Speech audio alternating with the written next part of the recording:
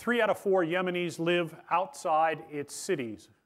In Yemen, that means living in a wadi, a dry riverbed like this one that has rain and has water only when it rains.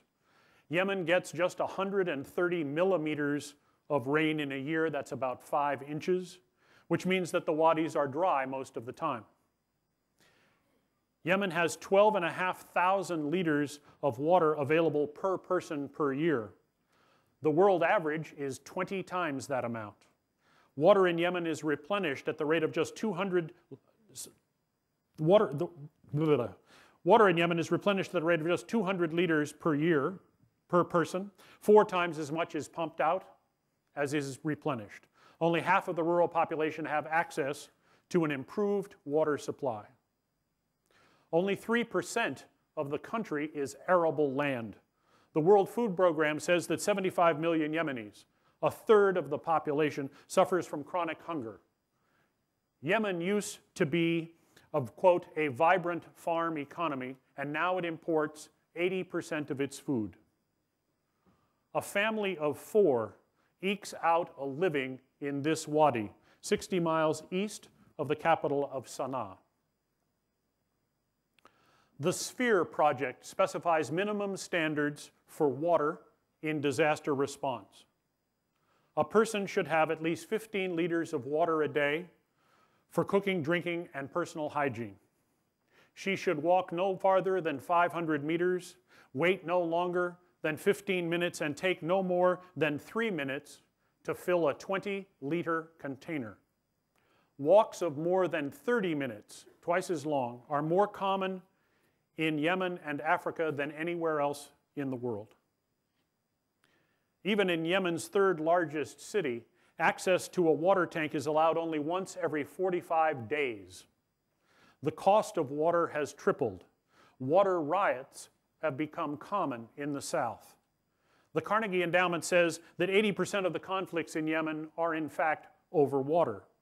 The Times of London wrote last year, quote, Yemen is set to be the first country in the world to run out of water.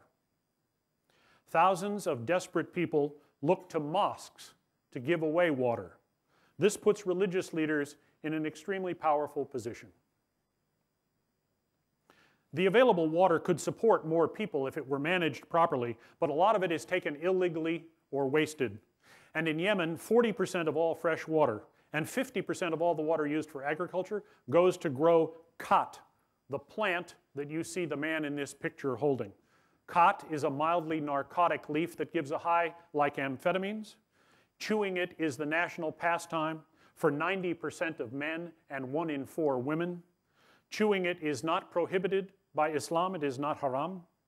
And growing it and selling it provides many jobs.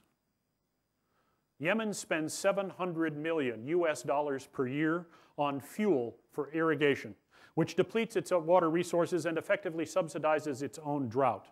As Time magazine said last year, Yemen appears to be, quote, chewing itself to death. This is Samir, a 16-year-old boy who lives in that wadi where his father Walid herds goats and grows subsistence crops like 3 out of 4 Yemenis. 45% of the population of Yemen is Samir's age or younger. Samir is actually fortunate to have reached his 16th birthday.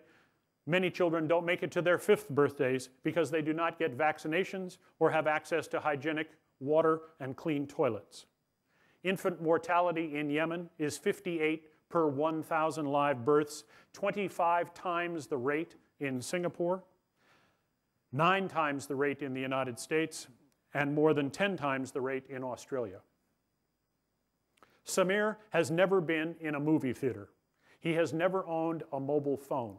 He has just 1 pair of sandals. He cannot read or write, nor can any member of his family. He never drinks cold water, and he has never had a hot shower. Yemeni mothers have, on average, 6.6 children, which explains the explosive population growth in Yemen. But Samir's mother, Amira, persuaded her husband Walid that they simply could not afford to support a large family. So Samir has only 1 sister, this young lady, Yasmin, who just turned 13. Yemen has a Supreme Council